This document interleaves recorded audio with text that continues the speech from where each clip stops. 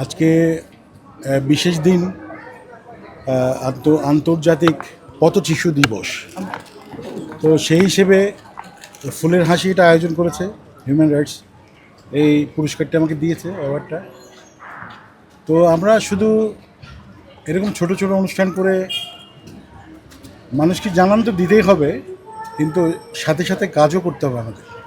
শুধু আমরা ফেসবুক বা সোশ্যাল মিডিয়ায় যে আমরা কাজ করছি এটা দেখালে হবে না, নিজেকেও কিন্তু আমাদের মানবিক মানুষ হতে হবে।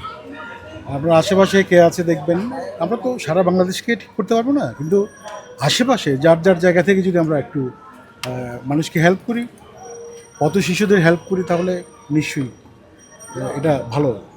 মানবিক মানুষ হিসেবে নিজেকে আমরা অন্তত হ্যাপি মনে করতে পারবো।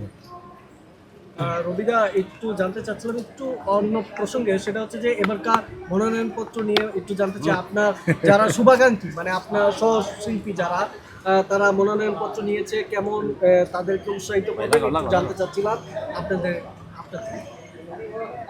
আমি তো আসলে বরাবরই বলি যে আমি একটু সবসময় বলি আমি কখনো এমপি মন্ত্রী হতে চাই না।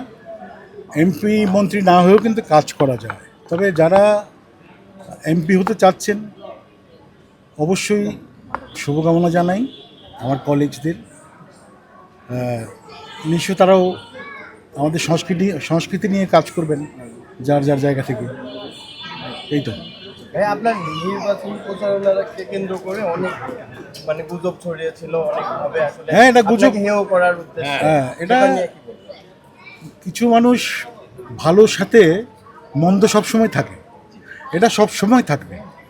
তোমাকে যে মানে সারা পৃথিবীর মানুষ বা তোমার এলাকার সব মানুষ তোমাকে পছন্দ করে সেরকম নয়। দু একজন আছেন তোমাকে পছন্দ নাও করে, তারা তোমার পিছু লাগবেই।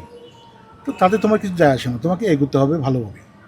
হ্যাঁ, সেই অনুভূতিটা জানতে চাই, যেহেতু নির্বাচনের একটা প্রচারণায় একটা বড় মাধ্যমে আপনি ছিলেন এবং সেই জায়গাটা এবং হ্যাঁ, আমি তো জাতীয়তাবাদী দলকে সমর্থন করি এবং আমাদের প্রধানমন্ত্রী হয়েছেন জনাব তারেক রহমান। আমি কিন্তু বলেছিলাম আমার প্রচারণার সময় যে উনি 17 বছর দেশের বাইরে ছিলেন, একটা সভ্য দেশে ছিলেন, সে জিনিসগুলো সে ইউটিলাইজ করবে এবং করছে। তোমরা দেখতে পাচ্ছ উনি সিনেমা দেখতে যাচ্ছেন সাধারণ মানুষের মতো, ব্যালি রোডে উনি নাটক দেখতে যাচ্ছেন, মঞ্চ নাটক। তো এটাতেই তো প্রমাণ করে না উনি কীরকম প্রধানমন্ত্রী আমরা পেয়েছি, সেটা তো প্রমাণ পাচ্ছি আমরা। এটা নিয়েও একটা মহল আসলে সমালোচনা করবেই। কিছু মানুষ আছে শুধু তাদের কাজ হলো সমালোচনা করা, ওরা অন্যের ভালো সহ্য করতে পারে না, শুধু সমালোচনাই করতে পারে। তুমি এগিয়ে যাও, তুমি তোমার কাজ করে যাও, আর সমালোচনা যারা করবে তোমার পাপটা কিন্তু ওরা পরিষ্কার করছে। ভাই, আপনার সহকর্মী আপুকে নিয়ে হচ্ছে একটা ফর্ম নিয়ে আর কি, একটু জানতে চাচ্ছিলাম যে সোশ্যাল মিডিয়া এই জিনিসটা খুব তোলপাড় হচ্ছে আর কি, বিষয়টাকে কীভাবে দেখলেন? ফর্ম নিয়ে